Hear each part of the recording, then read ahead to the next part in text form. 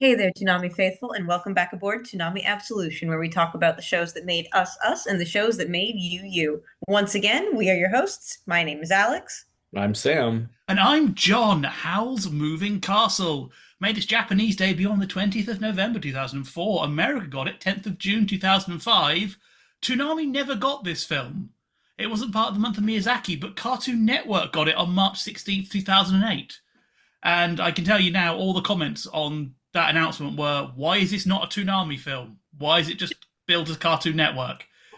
No good explanation. But Alex, this was your choice. It was. So, Howl's Moving Castle is my favorite Ghibli film. I love it. I love the visuals. I love the story. I love that obliteratable twink. I love all of it. And it is also, as of recording this, on the day we're recording this, it is my birthday. So I figured I would subject you all to my favorite Ghibli film. Yeah. It is definitely one of the best. Definitely I up there. Yeah, I would agree. And this is something that, is I think an undercurrent in a lot of Miyazaki's work, but ironically not in the first two movies that we covered, is I do think he has kind of a fascination with the kind of early 20th century World War One era like Europe. And I think you see a lot of that with the environments here. Um, and yeah, this is great, and you get steampunk, which look, Ma, it's your favorite steampunk. Look, Ma. This is definitely the film where his like obsession with flying, like he is definitely the plane otaku. Really, it's this or Porco Rosso, where it really is like, oh no, Miyazaki doesn't just like planes; he likes planes. Like if a scene can have a plane added to it, we will add a plane to that scene. And the planes are like so cool and weird. They're like semi-organic and also metal, and like they're so uncomfortable at the rate at which they move in the movie. They're very insecty. They definitely remind me of like locusts when you see them flying around. It's so uncomfortable, and I love how uncomfortable it is. There's a lot of like weird transformative stuff here, and I think part of it is because this at least the way that this part of history is depicted, it's kind of the point, it's like where nature and industrialism kind of hit at the same time. Like there's tank can convoys, but at the same time there's like kind of more artsy kind of elements. It's still a world of magic. There's still, there's a sexual Birdman in this story. There's a lot of things that are going on here that aren't like it's not completely modernized yet. Yeah, you have to get the point of World War One being sort of that turning point where Europe it basically hits its can never go back point. Europe can never sort of return to what it was, and it's where you sort of see the original. Really, the second industrial revolution is post World War One because all the old cities are ripped up. You have to rebuild, and yeah, it's an interesting period. And they said this is more European than the other Ghibli movies is by quite a margin. I And think this the is part. a rare time where Walt Disney actually improved a Studio Ghibli film as well. Oh, Because the Really? city, the royal city, is based on an actual city in France, and it was one of Walt Disney Japan's guys basically showed Miyazaki some pictures. Like, you should go and have a look. You'll like this place. And he went, and that's what the royal city is based on. So it's a rare time. This was like I think before the film was actually in production. But yeah, the rare time Walt Disney improved something. So we should give them credit once. Give credit where credit is due. Sorry, one yeah. of my horrible children came back.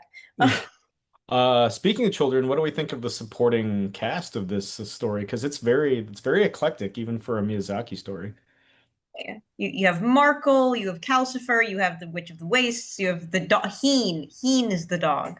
And Turniphead, our favorite pin that you get at every Studio Ghibli store. It's a really nice little cast. I like how varied it is. I Do you also have quite like how out of the blue, how everyone in universe even accepts that. Like Howl even commented on it a couple of times, like, "Yeah, this house is getting weirder by the moment," and yeah. that's fine. Like, just it's just something to know. I like that. I like how outwardly weird this world is. And it's such a relaxed kind of weird. It almost falls into like the urban fantasy category because it's just so accepted. Witches and wizards are a thing. There's demons, but also like we have trains. Like, and I've always really been fascinated by that, where magic hasn't stunted the growth of technology in a society. It always gives me Terry Pratchett vibes for that same reason of like, here is like a world where magic has reached its logical conclusion, where it is now the most boring 9 to 5 job you can have. And no one, like, it's not special anymore. Like, wizards are just like another class of, your wizard is the same as your accountant, is someone you go to when you need magic. Right. It's the moment where like bureaucracy co-ops fantasy. Um, One of the things that it kind of reminds me of like Frank L. Baum and like what Oz kind of is. Straight to the point where we get a turnip head instead of a pumpkin head. And he's my favorite of the supporting cast. Final twist aside, do you guys have a favorite from this ensemble? I love Markle. I think Markle is great. Like there's something about that kid and how he grows to be so dependent on Sophie. And I love the two of them together. I think they have a great dynamic. I also love when my camera works. Hello. The magic is failing. Uh, See, my personal bias is towards Howl aside. I really like Sophie. I think she's such a nice anchor for this. I love how basically the second she becomes elderly, she's like, well, I'm going to stop giving a shit now. If anyone gets in my way, fuck you. But she's in this very specific. I think one reason I love Sophie is she does remind me a lot of my grandmother, who was that same thing of like, I've hit 80 now, no one can tell me what to do. I'm not going to be mean about it. I'm still good hearted, but I'm not going to take any crap. And yeah, if that means sometimes you have to sit someone down and tell them you're out of line. And I love that for her. I love how quickly Sophie embraces it too. Like she has her little freak out and then she's like, "Well, I already dressed like this, so I might as well lean in." Yeah, and that's honestly, you said, one of the most amazing things of this film. It's a rare film with a elderly protagonist who is not played for comedy, and it is not a drama about dying. Like, it's so rare, and Miyazaki specifically comments on it that it's so rare to see older women in fiction. Like, I say it is a lie to say that turning young again would mean living happily ever after. I didn't want to say that. I didn't want to make it seem like turning old was such a bad thing. The idea was that maybe she'll have learned something by being old for a while, and when she is old, make a better grandma. Anyway, as Sophie gets older, she gets more pep and says what's on her mind. She is transformed from a shy, mousy little girl into a blunt, honest woman. It's not a motif you see often, and especially with older women taking up the whole screen. It's a big theatrical risk, but it's a delusion that being young means you're happy. And if anyone knows what it's like to be a crotchety old man, it's Hayao Miyazaki. Of course, of course. That's There his whole definitely, brand. there Yeah, the definitely horror. does feel like a bit like wish fulfillment for Miyazaki here. And he's the crotchety old lady is right. You should listen to the crotchety old people in your life. Isn't that right, studio interns? Yeah. Isn't that The, right, Hideki Anno? the horrors persist, but so do I. My bastard good for nothing son. I will this is I've always liked Hell's Moving Castle. I do think it benefits more with retrospect with age because if I remember correctly, this is follow-up to Spirited Away, isn't it? Yes. Yes.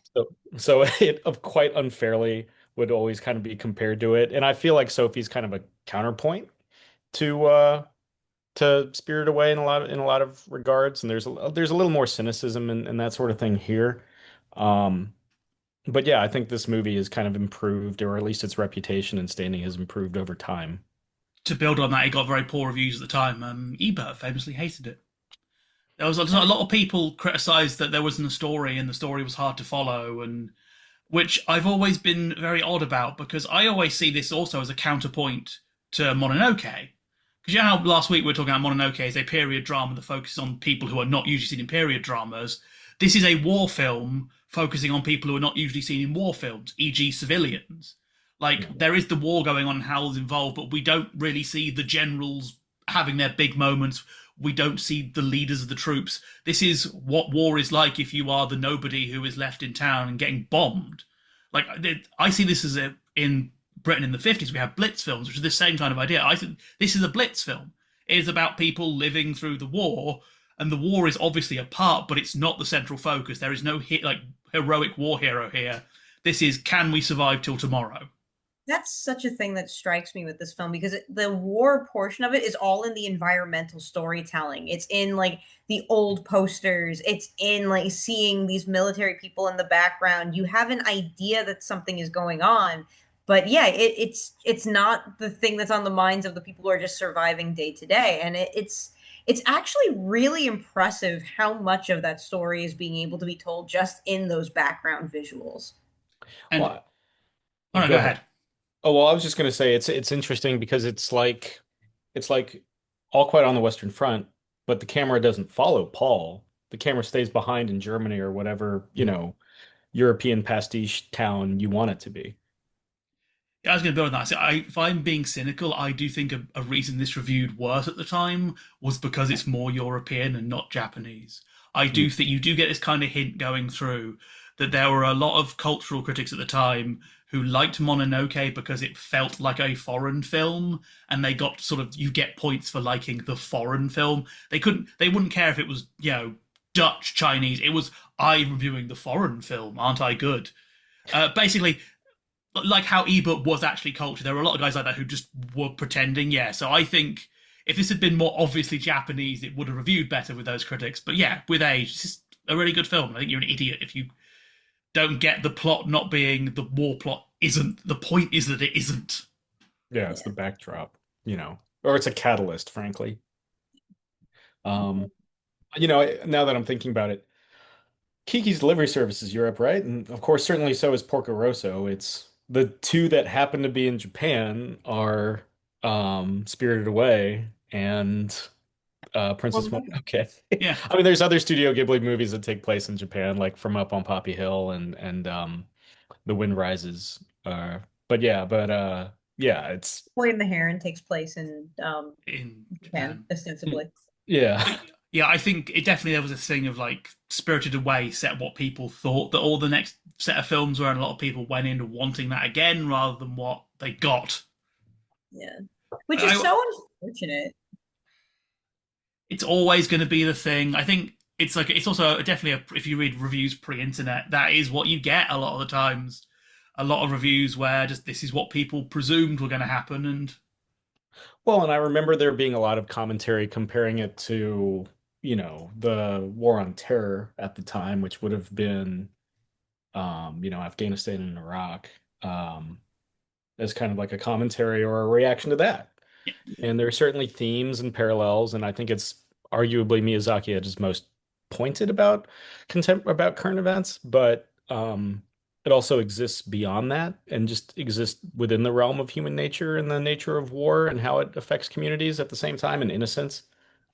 you are right. Miyazaki is very robust, and again, there's no cynical part of me that thinks that his reaction to Spirited Away winning the Oscar and being very open about how much he dislikes America may have coloured those reviews. Because yeah, so actually, do some production because the production is actually pretty interesting. Originally, this was going to be released alongside The Cat Returns. They were working on them Oh, at the same time because originally the plan was Mamoru Hosoda, who did Digimon the movie and The Girl Left Through Time, was going to direct Yeah. this because Miyazaki liked him. He left the project.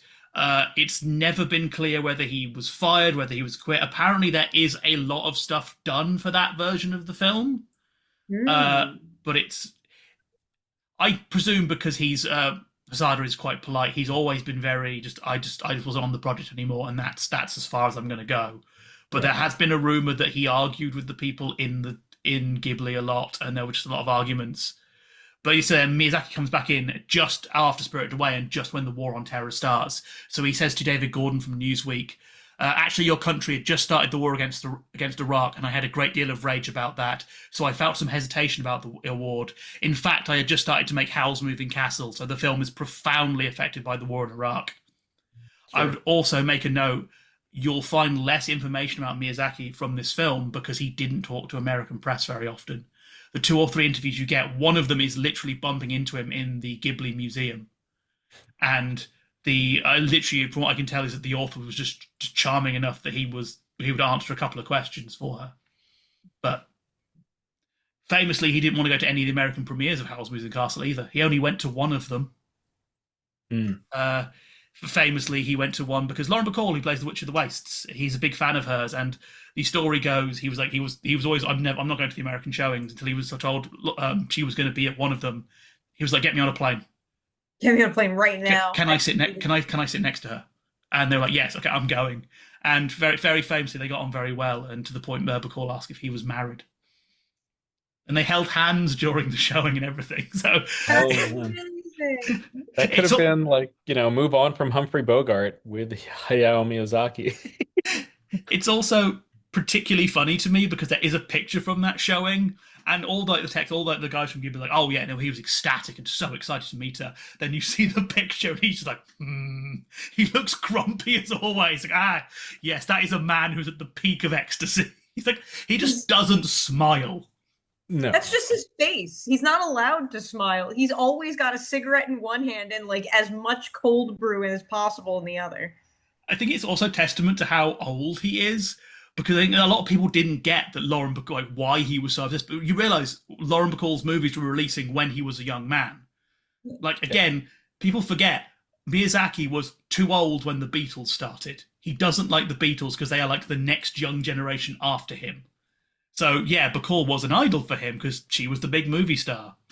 And also just a gorgeous woman. Like, Oh, we cannot underscore enough how beautiful Lauren Oh Bacall is. man, she is the woman that launched one plane with Hayao Miyazaki in it. That's more than launching the Trojan War.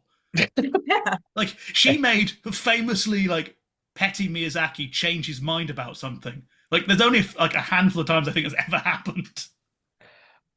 I mean, you watch To Have or Have Not or like The Big Sleep and you're just like, yes, I will come to America. Again, this is the man who walked out of his son's debut feature. But Yeah. but he's like, Lauren Bacall in America, hell yeah! What a glorious weirdness to Miyazaki with that. Also, Christian Bale is of Howl in this film, of course, famously. I apparently this is one of his favorite roles too, and like I love Christian Bale in this. Like I give Christian Bale a lot of shit, and he will never know about all the shit I give him in my private life. But like I do love him as Howl, especially because this is the Howl is telling the story version of the story where he doesn't look like a complete and utter wreck. Yeah, I mean, it's also what's bananas is he's technically Batman around this time. Yeah. Yes. Yeah, Famously, so he saw Spirited Away and was like, I want to be in the next Ghibli film. I will take any. He literally had his agent like, I will take any part. I do not. He didn't even audition for Howl. He was like, anything you have, I will take it. That's awesome though. Like I genuinely love it. And then he also got to be a boy in the Heron. So good for you, Christian Bale. But I like his performance a lot. I think there's a lot of fun stuff happening there. He's the exact right level of charming and sinister. I like he kind of channels a bit of his American Psycho in it, which works because Howl is threatening. Like, Howl isn't like, for all how dashing he is, there's still something quite worrying about Howl. He's a very powerful young man with obvious anger issues, and like, I like how Bale kind of taps into that bit. Like, yeah, you do feel that Sophie's a threat from him at times. Like that whole scene where his hair is turned red and he's just like absolutely melting down over it. And it's like, it's changing color. We can fix it. And he's just sliming everywhere.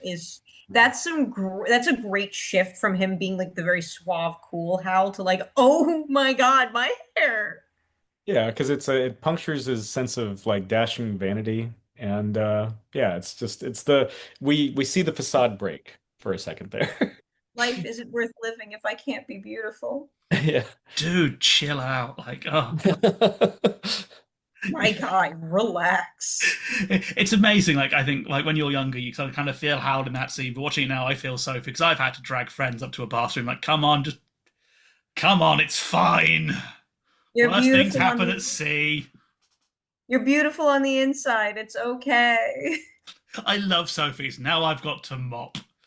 Just delivered Sophie to me. One thing I am sad, though, is that in the book, Howl is Welsh, like real world Welsh. I kind of wish we'd have got actual Welsh. I think this film would have been received very differently if Hal sounded like he was from Cardiff.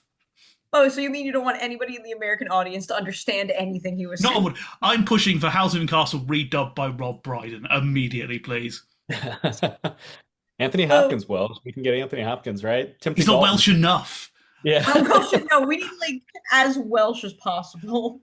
All Mm. showings need to have someone holding up cue cards for Americans to understand a single word of it. Yeah. Like the Orpha Clark. subtitles. She's Welsh. Get her to voice Sophie or something. No, I forgot that he's Welsh in the book. I genuinely forgot that he is actual, factual, real world Welsh in the book, which is Because crazy. the field they go to is just Wales. They don't ever come down. They don't ever come down exactly on where it is, but it is said to be actual, real world, modern Wales, which is funny because the book is in the 80s. So that means it's like I know Wales is a little bit rural, but not that rural. Like, I've I never been to Wales, so I'm just going to assume that this is what it looks like. I've been to Wales, but interestingly enough, never Cardiff. Like of all the places you'd want to go in Wales, I've never been. Yeah. How accurate is this to the text? not at all. Not at all. Not even close to being accurate. So the book is really more from Sophie's perspective in a lot of ways, where it's very closer to her, whereas the movie is more a little bit closer to Howl's perspective, where in the book Sophie is like, oh no, this man is a complete wreck and cannot be trusted to be by himself. And he doesn't really get to look cool in the book. The Mm. movie makes him look a lot cooler. There's also a lot of cut characters, like Sophie has a second sister who plays an important role. She goes off to be a spellcaster. Mm. Markle is Michael, and he's an adolescent and actually has a thing with Sophie for a bit. Howl's castle is more traditionally like a wizardy thing rather than the Baba Yaga mess we have in the film. And pretty much the big one is the war. The war is mentioned in the book, but it's not really important. It is just is the reason why we're training up so many witches. So like the Witch of the Waste is the main antagonist. Madame Solomon is like composite of two characters of Miss Penstemon and Wizard Solomon, and they're not really that much of an antagonist. The main focus is on Sophie and trying to overcome the Witch of the Wastes, and the reveal there is that Sophie is actually a sorceress herself. So the book comes. So a big thing of this film, and one of my favorite things, is that you clearly see Sophie shifting ages a lot during this film because you pick up actually more in control of this curse than she thinks she is. But what I like about the film is it never tells you that. Like they draw attention to it one time, which is when Howl sees her asleep young, which is the hint of Howl already knows. But apart from that, they never mention that her age is changing, which I really like. And they never sort of fully say if what's happened. In the book, they're much more like, oh yeah, no, she actually has magical powers she can develop and she gets full control, which is like, that's less in. It works in the book. It's less interesting in the movie if they'd have just come down hard on it. Yeah. Hmm. But Diana Wynne Jones did like it. Hmm? She was a big fan of the film. She wrote the original book. Yeah, Diana Wynne Jones wrote the original book. Oh. Yeah, I always see. I saw Sam's face for a second, be like, oh yeah, yeah. trying to Diana put names to the face, and then like, she wrote the book. She wrote the original Housing House. So her comment was, I was overwhelmed. Actually, I thought it was wonderful. It was rich and strange and full of the most wonderful animation I've ever seen. I was thrown back in my seat in amazement. Yes, quite famously, she was all, from what we know of production stories, she was very hands off and kind of refused to get involved quite heavily.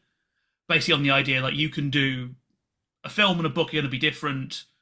Do what you want, and then it was shown in the UK because Miyazaki went over and showed it her himself to get her like approval, and she's like, I really liked it. She likes Calcifer specifically because Calcifer's much more of a traditional demon in the book. Yeah. But she's like, yeah, he wasn't how I portrayed him in the book, but he was wonderful. So she's always been quite fond of it. Has a load of the original production art as well. She was gifted. Oh. And he's Billy Crystal, which is one of my favorite casting choices ever. Unlike Billy Bob Thornton last week, Billy Crystal is sort of an out there choice, but he works really well in making Calcifer this feel very different from the rest of the cast, which works. He's this weird demon. Of course, he's not going to make entire sense in context. He's good at playing a voracious fire sprite. I think this was after Monsters Inc. too. Oh yeah, Monsters Inc. is like 2002 or something like that. This wasn't that far after Monsters Inc. And it's kind of got like a Mike Wazowski vibe. Yeah. Billy Crystal's great. He's yeah. We I stand Billy Crystal. I've interviewed Billy Crystal. Yeah, it's a whole thing. His performance has that sort of Pratchett thing for me. I love how like he is like the fire demon, but he's also effectively a working man. He's like, yeah, no, we have like there are rules. I've got to follow the rules and do my job. yeah. But when push comes to shove, he's just a dude who is like, I don't want to do this. Come on. Speaking of his job, I do want to talk about the titular castle a little bit and the way that the castle is animated and how it moves through space and all like the weird little details in its carapace. Like it's so cool. I love it so much. Yeah, it's like a steampunk walker thing, right? It's just kind of like it makes no design sense whatsoever, but it's cool. And It always feels like really childlike to me. They're definitely like I think it really works. Like because they come at the end like Hal still having the heart of a child. Yeah, I was like, if I young me was given crayons and told to draw a castle, that's kind of what it would come out like. Just this mess of like whatever I think is interesting. Yeah. I love its face. I love the fact that it's animated so differently from everything else in the movie. Like the castle itself is so like the way that all the parts are individually animated is something that tells me that a lot of people worked very, very hard for not enough pay to make it look as good as it did. Like that, there's just something about it that has that, Studio Mappa when they really go all out and that several people have quit because of burnout. Like that's what I feel when I look at it. When doing research for my favorite thing, there's an interview with Miyazaki where he's talking about, oh yeah, no, I'm going to resist CG animation for as long as possible. Then you look at Howl's moving cast and you go, I bet those artists really wanted a bit of CG for this. Yeah. Yeah. You can It's feel like you can feel the wrist braces radiating off the screen. yeah, a lot of carpal tunnel, a lot of carpal tunnel. Thousands of years worth of carpal tunnel. Arthritis. Uh, I will say, like, even apart from how detailed the castle is, just like stuff like the opening sequence where all the soldiers are going off to war, extraordinary. Extraordinary how detailed and how richly animated that is, and how many moving, pieces there are to just something as simple as a military parade. It's bananas. There's so much lovely detail in this film. Just like little bits and bobs you see going on in the background. It really helps nail that thing of like this is the people left behind by war. At a level life goes on, even when horrors are going on just north. The horrors persist, but so do you. Yeah. Like May I talk about one of my favorite weird little things about this? In that this film was very controversial in Japan for a casting choice. Hmm. Hal's is Japanese it? voice, Takaya Kimura, he was an idol and singer. Most of the Japanese Howl cast are singers. He does a terrible job as Howl, I will say. Bale actually beats him on it. But it was very unfortunate. If you're familiar with Johnny and Associates, they are a talent agency, very big in Japan, who have a lot of control. So they practically forced the casting on Miyazaki. And he then did quite a terrible job, and it was very controversial. It caused a lot of controversy at the time, yeah. Johnny and Associates are weird. They have so much power in Japanese media for being able to, like, basically, if you get blacklisted by them, you are out of the industry forever, kind of thing. wow. Yeah, That I mean, having done, I feel like this is name drop or whatever You are the also owned by Johnny and Associates. no, no, thank God. well, that's they've Disney got they've though. got scopes. No, I mean, having done like Japanese press before with like Toei and stuff like that, it is very tightly controlled in terms of like what kind of like questions and stuff press can get to make final print. So I'm sure it's just the entertainment industry in Japan is just so tightly regulated. Just top down. It's just so funny to think that they're that big. They could literally tell Hayao Miyazaki, and for Hayao Miyazaki to then agree with it. Like Yeah. again, the world's most stubborn old man. Even he can't deal with Johnny and Associates. Yeah, this is a very famously they've had a few like their idols were seen with bad hair, and they just got fired and blacklisted immediately from the industry. They are though, yeah. So that was a big controversy in Japan, and it's also a rare time where I say yes, English dub of Howl is better because Bale actually plays Howl interestingly. Kimura tries, I think, to put himself over a bit. Like he Mm. plays into the dashingness, but in that really weird teeny pop kind of eye. Like Howl is the dashing, unknowable, lupiny, mysterious figure. Kimura's like, oh yeah, no, I'm a pop idol. Like Howl feels like he's about to start pushing his new single on you every 30 seconds. It's very annoying. Hey, I would listen to Hal's banger of a single. I know that it would be incredibly self-indulgent, but I would still listen to that single. I'm so vain. This song is definitely about me. It is. Howl's um, moving single. Howl's moving single. I love that. uh, and just obviously it's filmed really, really well. But this is the figures. First week in Japan, $14.5 million. Currently Wow. has 236 million overall across the globe, and the ninth highest grossing Japanese film ever, which is Wow. lower than you think. But the recent Demon Slayers and Chainsaw Mans have unfairly pushed it down a little bit. So Yeah, I mean, if you count totally original things, this is still like 4 or 5. Yeah. if Well, we they can't if all we be the Reze eliminate the arc. Demon Slayers. But it did lose the. It was nominated for the Oscar, but did lose to Wallace and Gromit: Curse of the Were Rabbit. Oh, that's funny. But it did lead to one of my favorite interviews, which is Nick Park from Urban Animations did an interview with Hayao Miyazaki. They had like a sit down together, and it is the world's most northern man with the world's most grumpy Japanese grandfather. They get on surprising. Like Miyazaki seems to really like him. It's surprising. Like I think he's just amazed by plasticine. He's just like, what a sweet man. But my favorite moment is that is right at the end where Miyazaki's like, "Oh, the film must took you so long. It's like 7 8 years to make Curse the Were Rabbit because it's all stop motion." He's like, you should definitely have a rest after doing a film like that. And Nick Park's response is, I will go back and tell the studio I must have a vacation because Miyazaki said so. They can't turn me down now." Can't turn me down And now. and we should obviously comment on as well before we end. This was Hayao Miyazaki's last film. He retired after this. Yeah. Just like Kiss. He retired again. Yeah. Like Cher at the final farewell tour. One of the hardest things I have had to do as an anime journalist was pretend The Boy and the Heron, like Miyazaki's last film, was anywhere near serious. It's like, yes, the Terry Funk retirement. See you in 2 weeks. Yeah. The Hulk Hogan, the Ric Yeah, Flair. you're never retiring, Miyazaki. We all know you're not. Stop playing with us. We get it, man. Stop jerking us around. But before we wrap up, any final thoughts? It's a banger. It's a winner. That's it. That's it. That's all you've got. Yeah. Yeah. To avoid restating my point of my same point as last week, which is, if you haven't seen this, if you've seen this film, you know about it. If you haven't seen this film, go and know about it.